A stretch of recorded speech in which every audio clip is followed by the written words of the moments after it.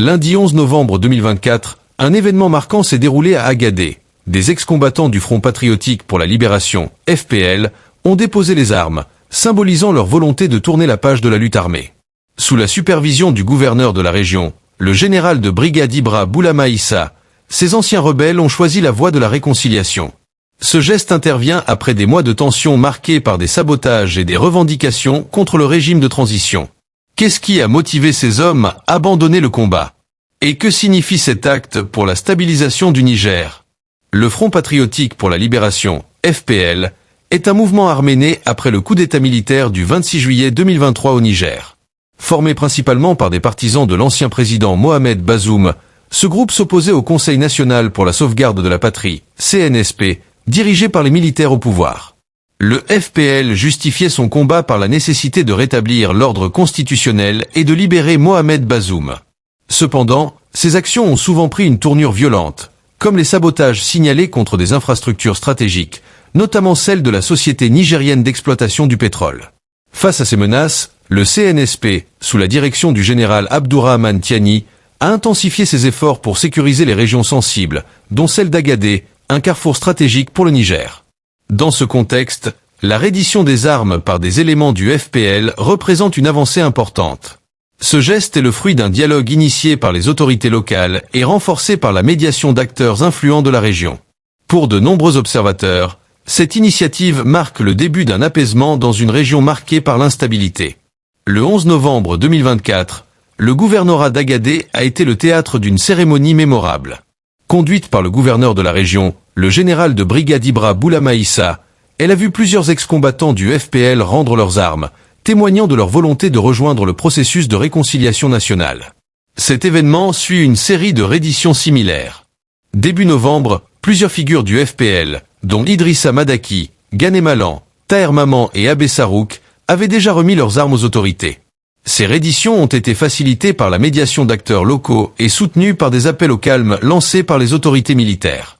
Lors de la cérémonie, des dizaines d'armes de guerre et des munitions ont été remises aux autorités. Ces gestes, selon le gouverneur Boulama Issa, montrent que la paix est possible lorsque le dialogue prime sur la confrontation. Dans son discours, il a remercié les anciens combattants pour leurs décisions et les a appelés à devenir des artisans de développement pour leur communauté. Ce dépôt des armes est aussi un signal fort pour les autres éléments du FPL qui hésitent encore. Les autorités espèrent que cet exemple les incitera à abandonner leur lutte armée et à rejoindre le processus de réintégration. La reddition des armes par les ex-combattants du FPL a suscité des réactions positives de la part des autorités locales et des communautés. Le gouverneur Boulama Issa, lors de son discours, a salué le courage de ces anciens rebelles, soulignant que leur décision démontre une volonté de paix et de réconciliation. Il a également lancé un appel à d'autres combattants hésitants, les invitant à suivre cet exemple pour tourner la page des conflits. De leur côté, plusieurs anciens membres du FPL ont exprimé leur motivation pour intégrer la société et contribuer activement au développement de la région. Pour eux, les promesses de dialogue et d'accompagnement des autorités ont été des facteurs décisifs dans leur choix. Cette réconciliation est soutenue par des programmes gouvernementaux visant à faciliter la réinsertion des ex-combattants.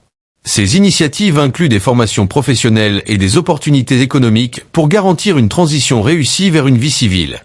Cependant, des défis subsistent. La méfiance reste présente chez certains membres du FPL, qui hésitent encore à déposer les armes.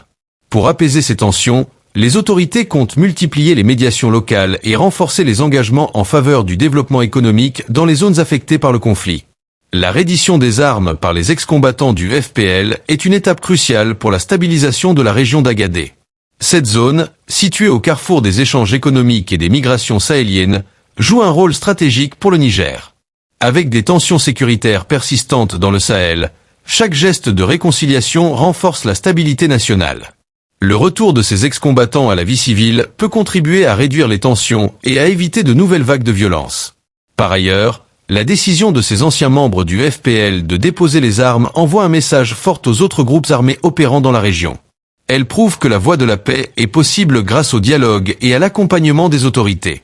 Cependant, la réintégration réussie de ces individus reste essentielle pour éviter un retour au conflit. Cela nécessite un investissement continu dans le développement économique, l'éducation et la sensibilisation des communautés locales.